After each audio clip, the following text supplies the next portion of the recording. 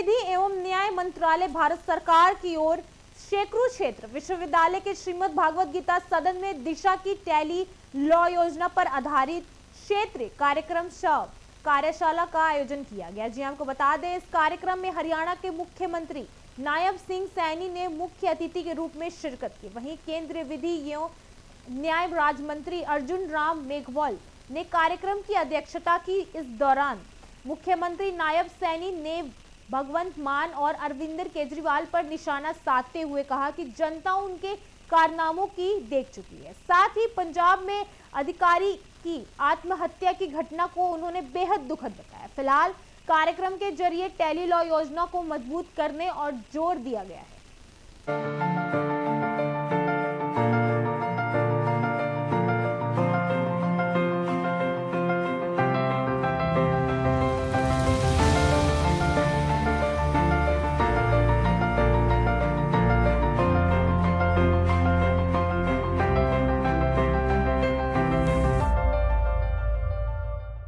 कार्यक्रम में आए। Thank you. सबसे पहले तो मैं विधि न्यायिक राज्य मंत्री भारत सरकार आदरणीय अर्जुन मेघवाल जी का विशेष तौर से धन्यवाद करना चाहूँगा कि हरियाणा के कुरुक्षेत्र में जो उन्होंने टेली लॉ को लेकर के एक रीजनल कॉन्फ्रेंस यहाँ आयोजित की है और इसका एक बड़ा लाभ, क्योंकि आदरणीय प्रधानमंत्री मोदी जी की जो सोच है कि हर व्यक्ति को न्याय मिले, सुलभ न्याय मिले, और उसको लेकर के टेली लॉ के माध्यम से आज जो वर्कशॉप का आयोजन हुआ है, इसके अंदर हमारे सीएससी सेंटर्स के हमारे एडवोकेट्स और हमारे जो सहायक वकील हैं, एडवोकेट्स हैं, आज उनका ये प्रशिक्षण हुआ है और इसके माध्यम से अंतिम व्यक्ति तक सुलभ और मुफ्त उनको ये न्याय मिले, ताकि कई लोग जो बहुत ऐसे व्यक्ति हैं, गरीब हैं, वो सोचते हैं कि कोर्ट में नहीं जा सकते और उनको न्याय नहीं मिलता। उनके साथ संपर्क करके, उनको जागरूक करके कि अगर किसी के साथ अन्याय हो रहा है तो उसको भी न्याय मिले, ये आदरणीय मोदी जी की एक सोच है और उसको लेकर के आज इस वर्कशॉप का आयोजन किया गया है। और मुझे पूरा विश्वास है कि इसका बड़ा लाभ नीचे तक आम व्यक्ति को मिलेगा। और इसी में एक जो प्रो ब्रोनो उसके माध्यम से भी, क्योंकि बहुत सारे एडवोकेट्स जो स्वयं ही अपनी प्रेरणा से लोगों की हेल्प के लिए खड़े हो जाएं, तो इन सब का लाभ आम जन को मिलेगा। यही सोच आदरणीय प्रधानमंत्री जी की है कि न्याय का लाभ हर व्यक्ति तक पहुंचना चाहिए, हर घर तक पहुंचना चाहिए, ताकि हर व्यक्ति को लगे कि मुझे न्याय मिला है।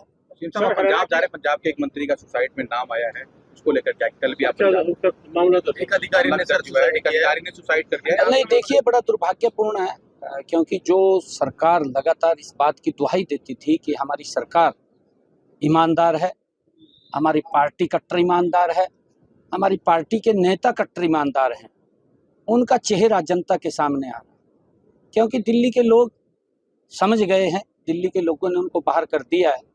अब पंजाब की बारी है, जल्दी ही पंजाब से भी उनको बाहर करने का काम, क्योंकि उन्होंने बड़े सजाबाग दिखाए और उन्होंने कहा था कि हम ईमानदारी से काम करेंगे, परंतु जितना शोषण उन्होंने पंजाब का किया है, पंजाब को पीछे किया है, मेरे ख्याल से कांग्रेस से भी ज़्यादा उन्होंने पंजाब का शोषण किया है।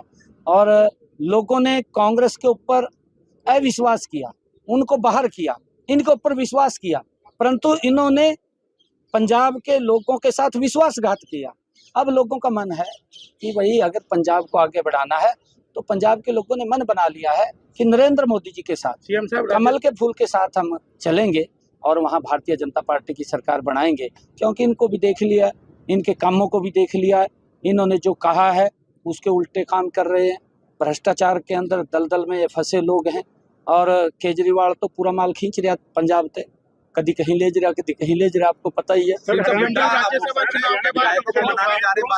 राज्यसभा चुनाव में जो खेला हुआ कांग्रेस में अब तक कोई खेला नहीं हुआ, कोई खेला नहीं हुआ राज्यसभा के चुनाव में। राज्यसभा के चुनाव में कांग्रेस के प्रत्याशियों ने, परंतु मैं ये कहूंगा कि ये दुर्भाग्यपूर्ण है।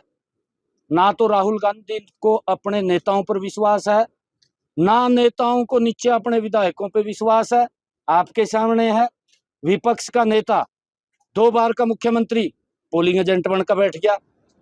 कांग्रेस का हरियाणा का प्रभारी पोलिंग एजेंट बनकर बैठ गया।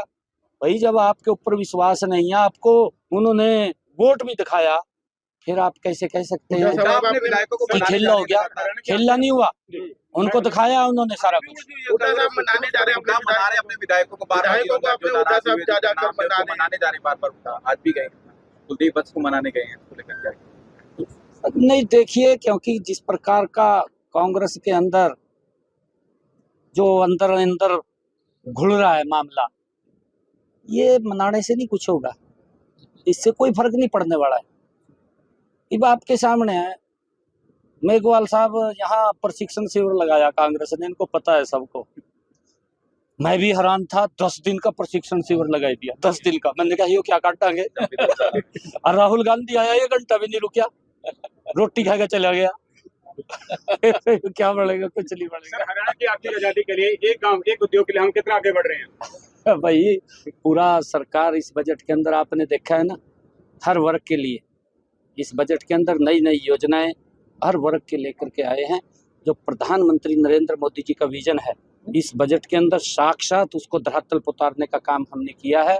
आदरणीय प्रधानमंत्री जी का जो संकल्प है कि भारत 2047 तक विकसित राष्ट्र बनाना है, उस विकसित राष्ट्र में आदरणीय प्रधानमंत्री जी ने जो शब्द कहे थे कि विकसित राष्ट्र तब बन सकता है जब हम किसान को, महिलाओं को और युवाओं को और गरीब का उत्थान करेंगे, तो ये भारत विकसित राष्ट्र बनेगा। हमारा बजट उसी आधार के ऊपर है।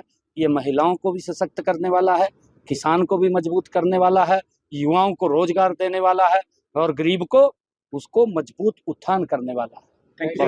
हमारे यहाँ एक प्रोग्राम है दिशा स्कीम, उसकी अवेयरनेस के लिए रीजनल कॉन्फ्रेंस हमें 5 मिली थी प्रधानमंत्री नरेंद्र मोदी जी के निर्देश अनुसार।